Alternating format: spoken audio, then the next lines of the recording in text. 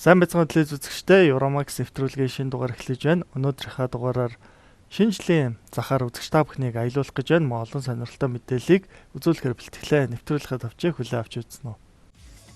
Алдартай бүхийгнүүд, онцгой машинууд болоод тэдний хоч. Сонирхлоороо бүтээе. Берлиний анхаарал татсан шилнүүд дэлхий дахныг байлдан дагуулж байна. Тристисийн эсрэг авьяас. Парист өдөг Францын стрит артист Ливерлигэнд зочлоо. Герман улсад зул сарын баяр болохоос өмнө хотуудыг чимэглэж, зул сарын моднуудыг засч эхэлдэг. Харин энэ үеэр гардаг хамгийн том баяруудын нэг бол зул сарын зах юм. Зул сарын зах нь шинэ жилийн өмнө болдог хамгийн том баяруудын нэгт 109-оор тооцогддог байна. Хамгийн анхны зул сарын зах Дрезден хотод байдаг Штрицэл зах юм. Энэ жил 582 дахь удаага зохион байгуулагдаж байгаа энэ захын нэр нь Штрицэл буюу Дрездений уламжлалт жигнэмигээс гаралтай юм. Элб мөрний ирэг дээр байдаг энэ хотод зул сарын баярын үеэр энэ жигнэмигийн гэрэлт ихсдэг. Европын хамгийн үзэсгэлэнтэй зул сарын захын нэг нь интернетээр явуулсан судалгаагаар Аахен хотод байдаг нэгэн зах тодорсон байна. Энэ хот нь Принденерийн алдартай. Хайдельберг хотын 6 талбай дээр зах гардаг байна. Зул сарын захууд Германы иргэдэд зул сарын уур амьсгалыг мэдрүүлдэг. Нутгийн хойд хэсэгт байдаг Бремен Бомт хотод Глювайн буюу халуун дарс, өндөгтөө холимгоос гадна ногоо нөрс их байдаг. Мөн жилийн хүйтэй улиралд глюкол буюу навчит байцааг хэрэглэх явдал ихсдэг байна. Энэхүү навчит байцаа зул сарын баярын зах дээр зайлшгүй байх зүйлсийн тоонд 109-оор багтдаг байна. Зул сарын өмнөх үе. Сайхан уур амьсгал бүхий зул сарын зах. 600 жилийн настай захиргааны байр Роландын хөшөө зэрэг нь хотын нэрийг хуудсан юм. 2004 оноос хойш эдгээр нь ЮНЕСКОгийн дэлхийн өвд багтжээ. 160 гаруй зул сарын чимэглэл бүхий лангуунууд нь жил бүр илүү олон жуулчдыг татсаар байна. Тэд Зевсен, Клютен зэрэг Бременийн амттнуудыг амталж үзхийг хүсдэг байна. Би энийг адвентийн үеэр заавал байх ёстой гэж боддог. Ялангуяа уяг зүйл идэх дуртай хүмүүст. Грюнкол бол Бременийн өвлийн хоол. Хотын иргэн тойронд ургадаг. Тариачин Хорст Трюве ногоон витамины бөмбөгийг тариалдаг. Уг нь энэ навчит байцаа дундад тэнгис орчмоос гаралтай. Тэнд 2000 жилийн өмнө тариалагддаг байжээ. Герман улсад энэ байцааг нутгийн хойд хэсгээр хэвшлэн хэрэгэлдэг. Одоо бол Төв Европ, Америк, Африкт ч танил болжээ. Тариачин Хорст ногоон байцааг туршихад дургүй. Ногоон байцааг улаан луван, зайдас, гахаа махтай итгэл ёстой. Ногоон байцааг зөөлөн чихэртэй иддэг гэсэн. Би л аваа тэгж идэж болдог гэж бодохгүй байна. Байцаан дээр жаахан хэрүү тогтоход гимгүү. Тэр нь чихэрлэг байдлыг нэмэгдүүлдэг. Бременийн уламжлалт өвлийн хоолыг Визерийн өргөн чөлөөнд гардаг мухлагуудад зардаг. Учир нь Грюнколыг хажууханд нь байдаг хоолны газраа эзэн Эгард Бойл бэлддэг. Хэрооны тухай тэр тариачинтай адилхан бодолтой байдаг. Ногоон байцааг нэг удаа сайн хөрч Херона цандсан тохиолдолд хамгийн сайхан амтлагддаг. Яг тийм үед нь хураах хэрэгтэй гэж ярьдаг. Ийм байцааны гашуун байдал нь өөрөө алга болдог. Грюнколыг угааж голыг нь авах ёстой. Харин ногоон байцааг яаж болгох нь хойд германчуудын өөрсдийнх нь мэдэх хэрэгэ. Харин Бременд ингэж бэлтгэдэг. Сонгондоо тосонд хуураа дээрээс нь пинкел ногоон байцаа хийгээд тэгээд махны шөл жаахныг хийж буцалгана. Нэг цаг чансны дараа ногоонуудаа нэмнэ. Тэгээд давс элсэн чихэр жаахан перц зад зэргээр амталдаг.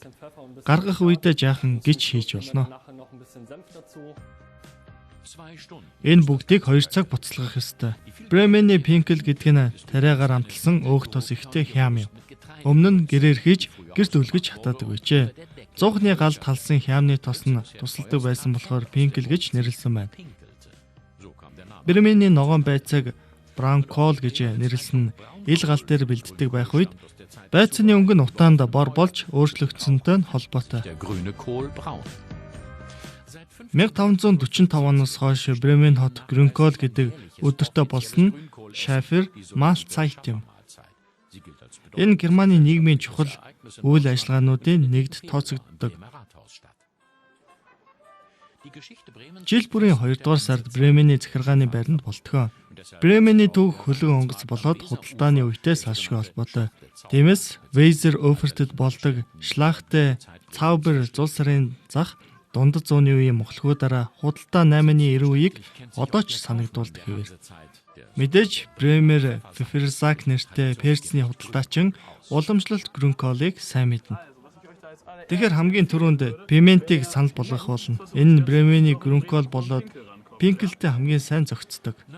Түүхэн эртний хотоор Шлахтагийн зүлгэн өргөн чөлөөнд гарсан захын дундуур алхаж жинтсэн бол дулаацч болгоч боломжгүй. Жинхэнэ Бремений Грюнколыг Эгард Рюбелийн мухлаг авч явах боломжтойгоор савладаг. Грюнкол бокс гэдэг нь хайрцагт хийгээд аваад явж болно гэсэн үг. Энэ зул сарын зах дээр очиод худалдаж аваад явж болно гэсэн үг. Хаан ч идэж болно гэсэн үг л дээ. Грюнколоос гадна шинэхэн касла, шандаг хям, төмөсч бас бий. Гэхдээ авч явж болдог Грюнкол бокс to go-ийн амт нь ямар бол? Энд ирэхээс аргагүй. Зул сарын үеэр энд өстө сайхан байдаг. Шлахтэ өргөн чөлөө их сайхан болтгоо. Хотын төв тэр чигээрээ өөрчлөгддөг. Бремений өвөл Шлахтагийн өргөн чөлөөнд ч түүхэн зул сарын зах дээрч бүгд үлгэрийн юм шиг л харагдаж байна. Уг нь үйлдвэрлэгчид анх огтөөр нэр өгдөг боловч зарим машинууд нугас цох гэсэн нэрээр нэрлэгддэг. Учир нь зарим машин хүмүүс хож өгснөөр тэд одоо ч гэсэн тэр нэрээрээ илүү алдартай болжээ. Ингээд Германы шог зураач Хельге Ебсен машинд яаж хоч өгдөг тухай бид өнөөдрийнхээ нэвтрүүлгээр мөн үзүүлэхээр бэлтгэсэн юм. Барок Энгел. Энэ бол BMW 501-ийн хоч юм. Дайны дараах үеийн алдартай машин. Францчууд Renault 4C FAO машина билүү гэж нэрлэдэг. Зааны рол гэвэл юу бол? Fiat 500. Хельге Ебсен 2 номондоо машинуудыг хочтой мөнхөлсөн байна. Машин анх гарсан цагаас л хочтой байсан. Жишээлбэл Ford-ийн T загвар, Black Diesel англиар Tin Lizzy гэдэг байсан.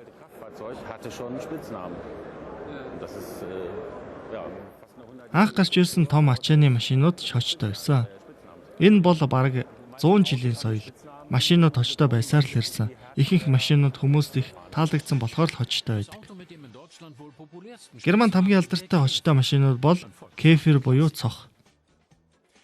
Volkswagen-ийн сонгодог загвар. Эссений мото шоуны үеэр Хельге Ебсений сэтгэл хөдлөдөг байна. Тэрний зурсан бараг бүх машин энд байдаг. Энэ Mercedes SL дээврээсээ болоод Pagode нэртэй болжээ. 1950-ад оны 300 SL гэхэд л далавчид гэж нэрлэгддэг. Энэ бол жинхэнэ хочны жишээ. Яагаад ч юм дизайнасаа болоод точтой болсон. Эссений мото шоуны үеэр Хельге Ебсен номондоо оруулаагүй машинуудыг нээсэн юм. Би өмнө харж байгаагүй машин харахаараа маш их баярлдаг. Яг ийм тохиолдолд би энэ машинд ямар нэг хоч байдаг үгүйг хамгийн түрүүнд судалдаг. 1950-ад оны Alfa Romeo Хельге Ебсений анхаарлыг татжээ. Харин тэр өөрөө ямар машин унд юм бол? Chrome Säbel. Relighting Scimitar загвар. Энд металл ажиллаа хийж байгаа нь шууд л мэдрэгддэг.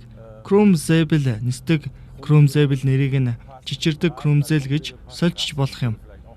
Бүх зүйл нь үл мэдэг чичирч найгаж байгаа юм шиг санагддаг. Гэхдээ энэ нь надад шууд л амралт гэсэн мэдрэмжийг төрүүлдэг.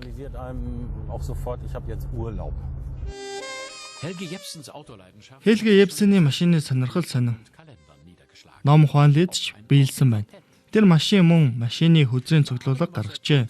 Энэ бүхнээс харахад тэр хуучны машинуудыг сонирхдаг нь тодорхой. Яагад гэвэл шинэ үеийн машинууд бараг бүгд адилхан. Бүдүүлгэр хэлбэл шүү дээ. Бас жижиг зүйлс дутагдaltaй байдаг. Жишээлбэл гэрэл нь яаж суулгасан байдал гэх мэт. Хуучны машинуудад илүү нарийн деталууд, жижиг сажиг зүйлс байдаг. Тэдгээрийг зурх нь их сонирхолтой байдаг. шинээр олсон Ромео загварын хочийг олж чадаагүй ч гэсэн зургийг нь зурж байна. Жишээлбэл би эхэлж байна. Ингээ жижиг хэсгийг өөрөөр хэлбэл дугуун дээр нь байгаа хэнээс нь эхэлж байна. Жижиг хэсгүүдийг нь их анхаарах хэрэгтэй. Энэ дугуйны шипинүүдийг нь харал та. Нэг нь наагур, нөгөө нь цаагур гэдэл толгой өвтгөндөө. Энэ туршилтын загварууд нь ирээдүйн машины судалгаануудын бүтээл. Эсен мотошоунд тавигдсан машинуудыг зурхад тун амархан хэзүү зүйл байхгүй. Эдгээр машинууд цоошин болохоор одоохондоо хинч хож өгч амжаагүй. Хитрхи футурист болохоор магадгүй тайлбар толинд 10 жилийн дараа л орох байх. Би л гэхэд тэр машинд бумеранг ч юм уу тийм л хож өгөх байсан байх. Тэр гэрэлнүүд нь бумеранг шиг харагдаж байна. Харин тэр инээдтэй дизайны элементүүдтэй нь холбоотойгоор бух гэж нэрлэх байх.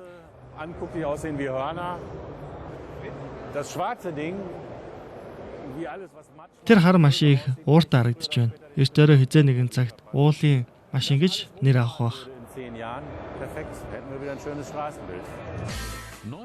10 жилийн дараа гудамжинд ийм машинууд явдаг болчихвол төгс гудамж талбай маш сайхан харагдах болно.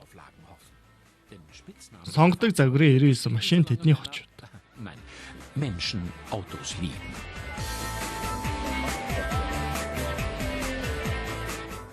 Машин хүнийг тодорхойлдог бол нүдний шилж гэсэн адилхан юм. Өнөө үед хүмүүс нүдний шилийг харааны туслах гэж үзэхэ болж өөрийгөө тодорхойлох гол аргуудын нэг болгочээ. Берлиний дизайнерууд хэдэн жилийн өмнөөс хотоо загварын хот болгохоор хичээн ажиллаж байгаа юм. Үүний үр дүнд ч гэсэн тэд хувцсны салбарт дундад төвшөнд явж, харин нүдний шилний салбарт тэргүүлэгчтэй төвшөнд явж байгаа гэж хэлж болохоор болжээ. Мөн олон тооны жижиг дунд үйлдвэрүүд зах зээлийг нь бүрдүүлж, одуудыг ч мөн үүндээ уруу татан оролцуулж байна. Ингээд үзэгч та бүхэндээ дараа сонирхолтой мэдээллийг үзүүлэх гэж байна. Анхаарал татам хэлбэр, санаанд багтамгүй материал, хийх шин арга, хараа булаам загварууд. Эдгээр шилнүүдтэй төстэй зүйл нэг л бий. Тэд бүгд Берлиних. Германы нийслэл бол мод болон харааны туслахын гол хаяг. Юнитийн дизайнерууд дээд тал нь мянган ширхэг буюу цөөн хэмжээгээр үйлдвэрлэдэг. Тэдний шин загвар нь резинээр тогтоодог нүдний шил. Бельгийн Capara брэндтэй хамтарч хийсэн бүтээл. Онцгой зүйл нь нэг ширхгийг хийгээд бусдыг нь 3 дэх хэвлэгчээр хэлсэн явдал юм. Хамгийн сайхан нь олон өнгийн резинийг орлуулж хэрэглэж болно. Юнит анх винтаж шил үйлдвэрлэдэг байсан бол одоо Claudia Drexel хамтрагчтайгаа нийлээд өөрийн загваруудыг гаргаж дэлхийн олон оронд нийлүүлж байна. Загварын мэдрэмжтэй хүмүүс шил авахар Берлинд ирэх нь чипи. Их олон шил хийдэг үйлдвэр бас дэлхийд хөлөөсөн танигдсан брэндүүд байдаг. Бас шин зүйлсч байдаг. Харин Берлинд бол стилнийх ялгаатай байдаг. Тэр бол энэ салбарын анх дэгчтэй нэг Ralph Anderl 1996 онд тэр IC Berlin брэндийг гаргасан юм. Өмнө нь байгаагүй хөнгөн материалаар хийсэн рамыг бүтээсэн юм а. Ямар ч эрэг шургагүйгээр залгахад л хангалттай. Анхны загваруудыг ингийн амархан байхаар төлөвлөж гаргаж байсан. Бас бид ямар хөдөлгөөнд материал нь тохирох вэ гэдгийг судлаж үзсэн. Өөрөөр хэлбэл өнөт металлыг гараараа барихад тэр төмөр хурууны юу хүсэж байгааг мэдэх ёстой. Харин одоо бол IC Berlin шилний үйлдвэрлэгчдийн дунд том тооцогддог. Тэд шилнийхээ бүх хэсгийг Германы нийслэлд хийдэг. Хараад бус брэндүүдийн нутаг нь Берлин болсон тохиолдол биш гэдэгт Ralph Anderl итгэдэг.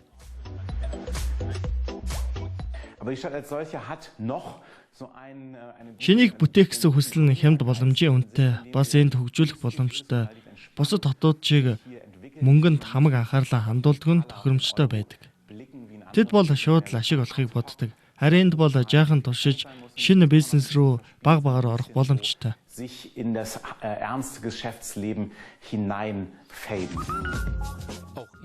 Олон улсын одууд Германы шилнүүдийг сонирхох болсон байна.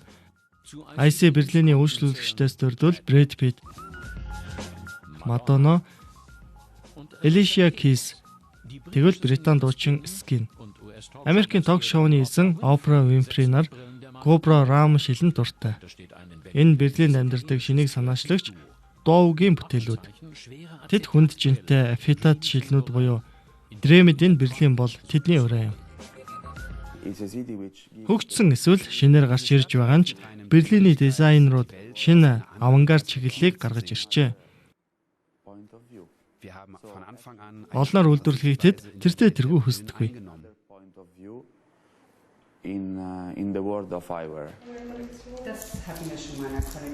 Ob etabliert oder neu im Geschäft, die Berliner Designer punkten mit Entwürfen für eine modische Avantgarde.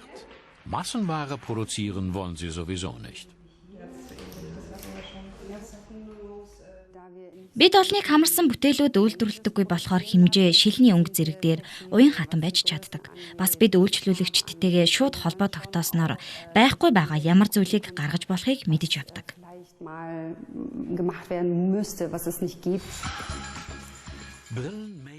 Made in Berlin шилнүүд нь хэрэглэгчдэд зөвхөн харааны туслах болдгүй. Тэд биднийг хөгжөөдөг, бас бусдаас ч онцгой байлгадаг.